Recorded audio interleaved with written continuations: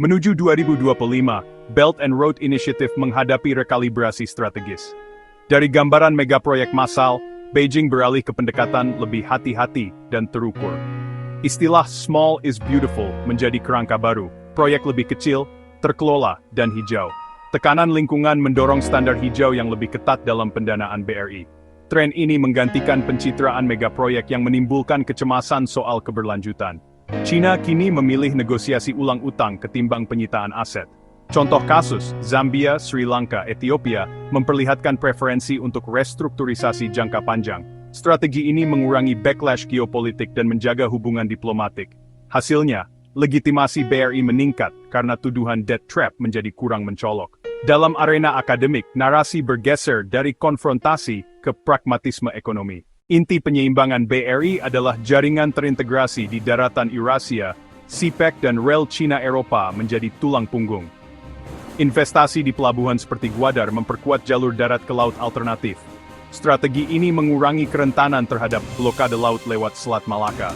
Jalur darat dan pelabuhan alternatif mengurangi tekanan pada jalur maritim tradisional.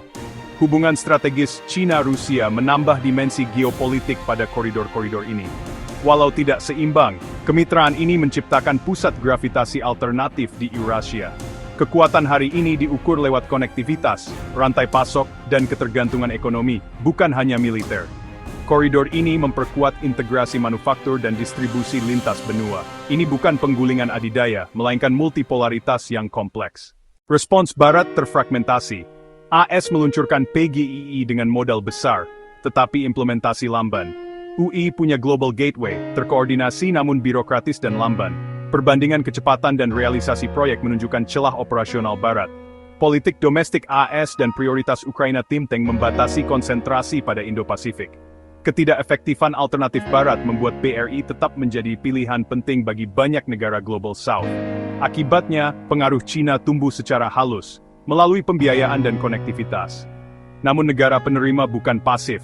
Mereka menimbang pilihan dan syarat. Kecepatan pembiayaan seringkali menjadi faktor penentu bagi pemerintah yang ingin pembangunan nyata. Kekuatan lunak BRI muncul melalui dampak sehari-hari, bukan retorika geopolitik semata. Negara-negara seperti Indonesia dan Filipina menegosiasikan syarat yang lebih menguntungkan.